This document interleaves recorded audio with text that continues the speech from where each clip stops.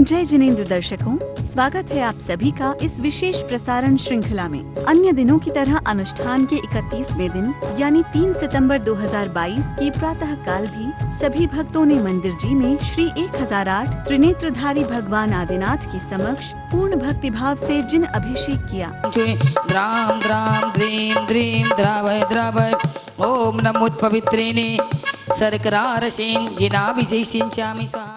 अभिषेक के उपरांत भक्तों ने भगवान की पावन शांति धारा संपन्न कराई।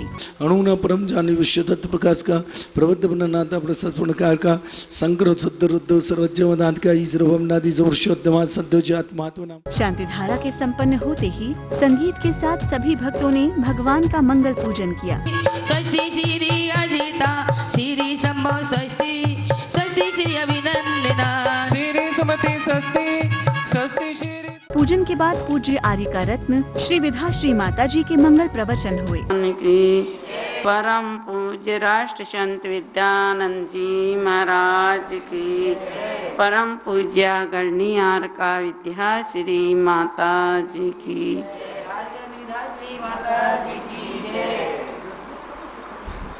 धर्म प्रेमंदो, वेद विज्ञान ही कल चला था कि भेद विज्ञान ही कर्मों की निजरा का कारण है। बिना भेद विज्ञान के आत्मानुभूति नहीं हो सकती है और आत्मानुभूति के बिना सम्यक दर्शन नहीं हो सकता है। अब कहते हैं कि आत्मा ही वास्तव में अपना गुरु है, आत्मा ही आत्मा का गुरु है। शस्मिन् सदा दविलासित्वा दविष्ट ज्ञापकता स्वयं हित प्रयोक्तात्मा दात्मेव आत्मना गुरु। क्या कहते हैं आत्मना गुरु? स्वस्मिन माने अपने आत्मा में, अभिलाषित्वात् अपने आत्मा में रमण करने का जो इच्छुक है, अपने आत्मा में रमण करना चाहता है। और कहते हैं दविलासिता अभीष्ट ज्ञापकता, अपना अपने परम इष्ट क्या है? तो कहते हैं अपना परम इष्ट आत्मा है और उसकी आत्मा को जानने वाला और जतलाने वाला और जतलाने वाला होने से क्या है? स्वयं हित प्रयुक्त आत्मा, स्वयं हित का प्रयोग करने वाला है। स्वयं हित का उपयोग करने वाला होने से यह आत्मा ही आत्मा का गुरु है। क्यों? क्योंकि गुरु किसे कहते हैं? भाई गुरु तो को अलग कर दिया, ये आचार्य उपाध्याय ये क्या है? तो कहते गुरु तो हैं। किसने कहा कि नहीं गुरु है? कि जो सत का कल्याण का इच्छुक है और हित का उपाय बताने वाला है और हित में प्रवर्तक है, हित का प्रवर्तक है, हित के मार्ग का प्रवर्तक है, वह गुरु है। तो अपनी आत्मा जब अपने मोक्ष की अभिलाषा करता है, यानी मोक्ष का अभिलाषी होता है, तब वह क्या करता है? मोक्ष के उपायों को ढूंढता है, मोक्ष के उपाय को जानता है और जब जब जान लेता है तो जतलाने वाला हो जाता है। जब तक जानेगा नहीं तो क्या जतलाएगा तुम्हें? जो खुद ही आत्मा का अनुभव नहीं तो वो दूसरों का अनुभव क्या कराएगा? तो कहते हैं वह स्वयं आत्मा का अनुभव अभ्यास के द्वारा, आत्मा के अनुभव के अभ्यास के द्वारा अपने आत्मा को जानता है और फिर उसको जतलाने वाला होता है। और फिर कहते हैं कि वह आत्मा के जो उपाय बताए हैं, जो उपाय हैं मोक्ष के, उनके उपाय का वह प्रवर्तक है। इसलिए आत्मा ही आत्मा का गुरु है। जो आचार्य हैं, उपाध्याय हैं, तो कहते जो आचार्य उपाध्याय हैं, क्योंकि वे क्या हैं, तो कहते वे कल्याण के इच्छुक हैं और हित के उपाय को बताने वाले हैं और हित के मार्ग के प्रवर्तक हैं, इसलिए वे गुरु हैं। वे आचार्य उपाध्याय में वे गुण पाए जाते हैं। वे अज्ञान रूपी अंधकार के दोषों को तुम्हारे नाश करने में निमित्त हैं। ऐसा नहीं कि नहीं है निमित्त, निमित्त तो है, लेकिन अपनी उपादान की शक्ति तो हो। हमने कह दिया कि तुम मुनि बन जाओ, तो क्या तुम मुनि बन जाओगे? तुम वहीं कह दो माता जी मेरे बस की नहीं है भैया, छोटा मोटा कोई उपाय कोई नियम हो तो वो बता दो तो वो पाल सकते हैं, लेकिन मुनि थोड़ी बन सकते हैं। तो वह गुरु कैसे हो गया?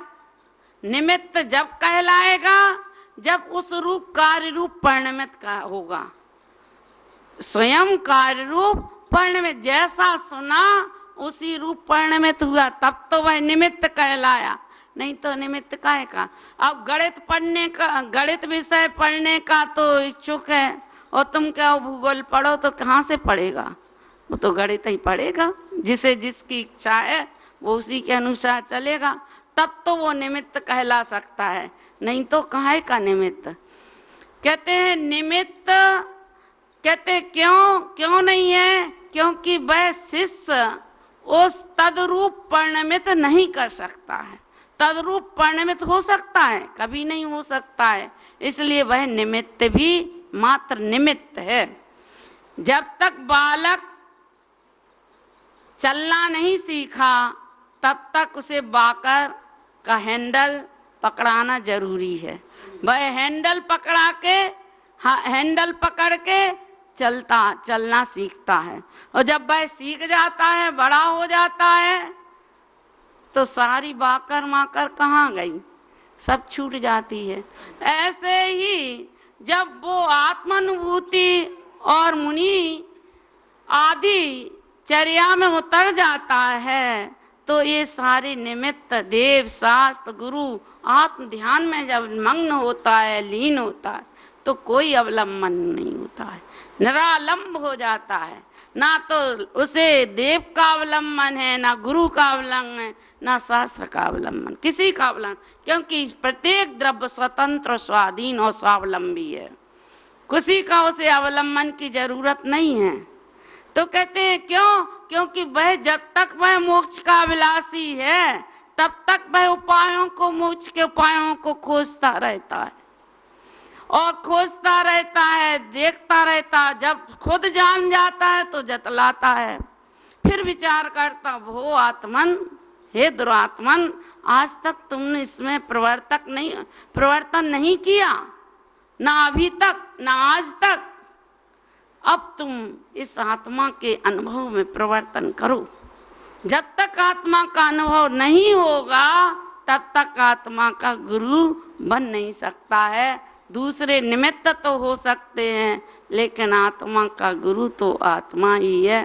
तब तक है जब तक वह अब स्वावलंबी नहीं हुआ, तब तक निमित्त है। जब तक स्वावलंबी नहीं हुआ, जब तक स्वावलंबी नहीं हुआ तब तो निमित्त हैं देव शास्त्र गुरु, ऐसा नहीं कि नहीं है। तब तो गुरु निमित्त हैं। एक रेल पे चढ़ता है, डब्बा पे बैठता है, उसे जगह नहीं मिलती है, और वो कोई अगर खिसक के उसे जगह दे देता है तो कह देते हैं थैंक यू, कह देते कि नहीं, तो उसके कृतज्ञता व्यक्त करते हैं। ऐसे ही जो जिस गुरु ने हमें पढ़ाया है, लिखाया है, हमें इस योग बना दिया है, उसे हम कृतज्ञ बनकर उन्हें निमित्त मानकर निमित्त ही मानते हैं। उपादान तो हमारी शक्ति है। बोलो महावीर भगवान की जय। प्रवचन के बाद सभी भक्तों ने बड़े ही श्रद्धा और समर्पण से विधान किया। रे मन बसिया रे प्रभु पारस रसिया रे। ह्रीं दर्शन विशुद्ध्यादि सुस्कारणानि अत्र शंभो षडितवाहनम्। ओम ह्रीं दर्शन विशुद्धि सुस्कारणानि अत्ते तिष्ठति ठाठ स्थापनम्। ओम ह्रीं दर्शन विशुद्धाय सूर्यस्कारणने अत्रोम सन्नितो। इसी बीच परम जिन भक्त बाल ब्रह्मचारी इंद्र कुमार इंद्र भैया जी ने अपना मंगल उद्बोधन दिया। विदा श्री माता जी की जय। रूपस्थ ध्यान की ओर अपन बढ़ रहे थे और मैं कह रहा था एक भक्त और एक भगवान, सौधर्मेंद्र जैसा भक्त और तीर्थंकर जैसा भगवान, इन दोनों को रूपों को अपनी आत्मा में स्थित करने लायक है। आपकी भक्ति सौधर्म इंद्र की तरह होनी चाहिए,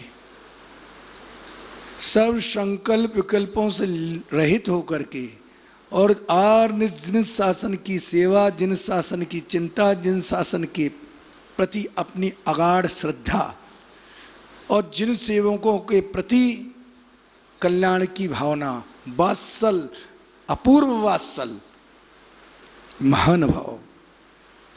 आज हम इस सब की कमी देख रहे हैं।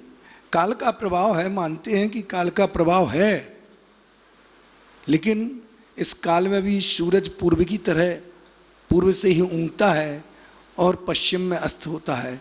ऐसा नहीं काल का प्रभाव सूर्य पे पड़ा हो, घंटा घड़ी में पड़ा हो, समय में पड़ा हो। समय सब ही है, हम सब जानते भी हैं। तो महानुभाव, आज इस संसार के महाझूठ को परिचित होकर के हम सत्य को जाने, जो हमारे अंदर सत्य है उसको पहचानने के लिए हम तीर्थंकर प्रभु के उस रूप का चिंतन करते हैं। गर्भ में जिनके 5 कल्याणक हुए, गर्भ में कैसे आए भगवान। 16 कर्ण भावना की बात कर रहा था कि तीर्थंकर के पाद मूल में 16 कर्ण भावने से तीर्थंकर प्रगति का बंध होता है और वह आत्मा, वह जीव स्वर्ग आदि में जा कर के और वहाँ से च्युत होकर के उसके 5 कल्याणक होते हैं। जिसने प्रगति के हर प्राणी के कल्याण की भावना रखी हो, वह प्रकृति भी उसके उस भावना का उपकार चुकाती है। अपने आप ये रत्न वर्षाएं होती हैं, अपने आप दर्पण तल पृथ्वी हो जाती है, सुगंधित वायु बहती है। ये सब अतिशय प्रगति है। बिना ऋतु के फल और पुष्प आ जाते हैं।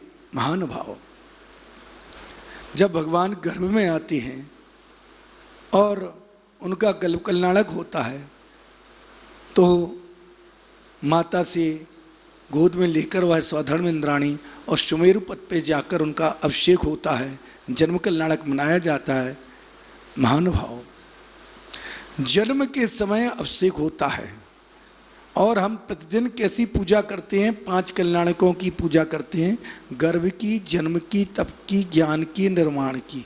जब तक आप 5 कल्याण की पूजा नहीं करते, आपकी पूजा पूर्ण नहीं होती है। महानुभाव, आप सारे ग्रंथों को पढ़ना, आज बहुत बड़ी विडंबना हो गई है। गर्भालय से स्त्रियों को अलग कर दिया गया, क्योंकि गर्भालय में जब स्त्री नहीं रहेगी तो कौन रहेगा? महानुभाव, वो गर्भालय से स्त्रियां अलग हो गईं, अभिषेक से स्त्रियों को दूर हो गया। जिन स्त्री ने भगवान को जन्म दिया, जिस इंद्राणी ने लाकर के सौधर्मेंद्र को सौंपा, जो इंद्राणी अभिषेक के बाद बालक का साथ में अभिषेक करती है स्वधर्म की और पूरा उपटन श्रृंगार करती है। महान भाव, उस स्त्री को हमने इस अभिषेक से अलग कर दिया और आज का कथानक बिगड़ चुका है। ज़्यादा मैं नहीं कहना चाहूँगा, बस अपन ध्यान में चलेंगे। रूपस्थ ध्यान की बात कर रहे हैं।